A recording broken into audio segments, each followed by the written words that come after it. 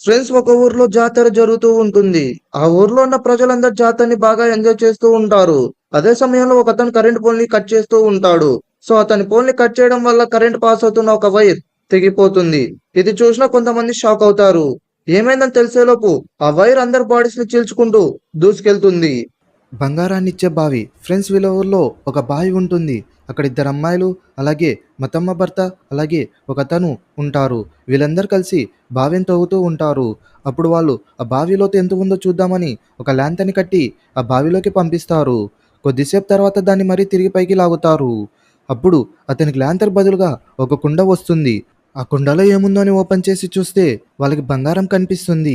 ఇంకతను ఆ బంగారాన్ని అక్కడి నుండి తీసుకొని వెళ్ళిపోతాడు. ఇది చూసిన ఆ అమ్మాయిలకి బంగారంపై కోరిక పుట్టి ఒక బుట్టలో 2 కోళ్ళని పెట్టి మళ్ళీ బావిలోకి తిరిగి పంపిస్తారు. కొద్దిసేపు తర్వాత మళ్ళీ పైకి లాగుతారు. ఈసారి ఇద్దరు అమ్మాయిలకి ముందు కంటే పెద్ద కుండ వస్తుంది. ఫస్ట్ బంగారాన్ని తీసుకొని వెళ్ళిన అతను అతని దగ్గర ఉన్న మొత్తం మనీని పెట్టి లాంతర్స్‌ని తెచ్చి బావిలోకి మరీ తిరిగి పంపిస్తాడు. ఈసారి అతనికి గోల్డ్ రాదు. లాంతర్స్ మాత్రమే రిటర్న్ వస్తాయి. సో డైరెక్ట్‌గా అతని లోపలికి వెళ్ళి లోపల ఎవరున్న వాళ్ళని చంపి మొత్తం బంగారాన్ని బయటికి తీసుకొని వద్దామని వెళ్తాడు. ఆ అమ్మాయిలు కొద్దిసేపు తర్వాత తాడుని మళ్ళీ పైకి లాగుతారు. వాళ్ళకి అప్పుడు ఒక పెద్ద బాస్కెట్ వస్తుంది. అందులో ఒక క్లాత్, అలాగే చాలా గోల్డ్ ఉంటుంది. ఒకతను బంగారు కోసం బావిలోకి వెళ్తాడు. కానీ కొద్దిసేపు తర్వాత అతని బదులుగా ఒక క్లాత్, అలాగే ఒక పెద్ద బాస్కెట్ వస్తుంది. ఆ క్లాత్‌లో ఏముందంటే, ఇలాంటి వాళ్ళని ఇంకా పంపితే మీకింకా బంగారం ఇస్తా అని ఉంటుంది. అది చూసి ఆ అమ్మాయిలు మతమ్మ తాగబోతు భర్తని ఆ బావిలోకి వేస్తారు. అలా చాలా బంగారాన్ని వీళ్ళు సంపాదిస్తారు. ఒక పోలీస్ అతను అందరిని బెదిరిస్తూ డబ్బుల్ని వసూలు చేసుకుంటూ ఉంటాడు. అలా ఆ అమ్మాయిల దగ్గరకు వచ్చి, ఈసారన్నా నీ దగ్గర డబ్బులు ఉన్నాయా అని అడుగుతాడు. అప్పుడు వాళ్ళు ఉన్నాయని బంగారాన్ని ఇస్తారు. ఇంత బంగారం మీకెక్కడని ఆ పోలీస్ అతను అడిగితే, నీకు ఇవన్నీ అనవసరం, ఏవైనా శవాలు ఉంటే నాకివ్వు, దానికి నీకు ఇంకా బంగారాన్ని ఇస్తా అని అంటుంది. మరుసటి రోజు ఆ పోలీస్ అతను ఒక శవాన్ని ఇచ్చి, నా బంగారం ఎక్కడా అని, ఇంత బంగారం మీకు ఎక్కడిదని అడుగుతాడు.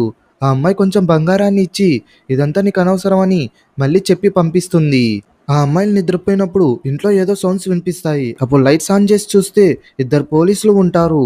ఇంట్లో ఇంత బంగారం పెట్టుకొని నాకు కూలీలాగా కొంచెం కొంచెం బంగారాన్ని ఇస్తారా అని ఆ అమ్మాయిలపై అటాక్ చేస్తాడు. అప్పుడు వాళ్ళ ఇంట్లోకి డోర్ తెచ్చుకొని ఒక మాస్టర్ వస్తుంది. మాస్టర్ ఒక పోలీస్ అతన్ని తినాలని చూస్తుంది. అతను తప్పించుకోవాలని చూస్తాడు. కానీ అతను తప్పించుకోలేడు.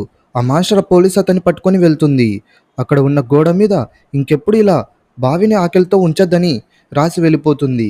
అలా ఆ పోలీస్ అతను ఆ అమ్మాయిల ద్వారా బంగారం ఎలా వస్తుందో కనుక్కుంటాడు. ఆ తర్వాత ఆ అమ్మాయి మనం శవాలని ఎలా తేవాలని ఆలోచిస్తుంది. అప్పుడు అతను, నువ్వేం టెన్షన్ పడకు, నేను తెస్తానని వెళ్ళిపోతాడు.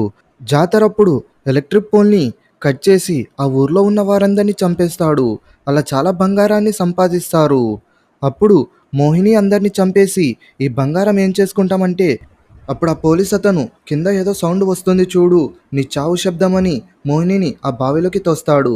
వెంటనే ఇంకొక అమ్మాయి, అదే మతమ్మని కూడా ఆ బావిలోకి తోస్తాడు. అలా తను చాలా ధనవంతుడవుతాడు.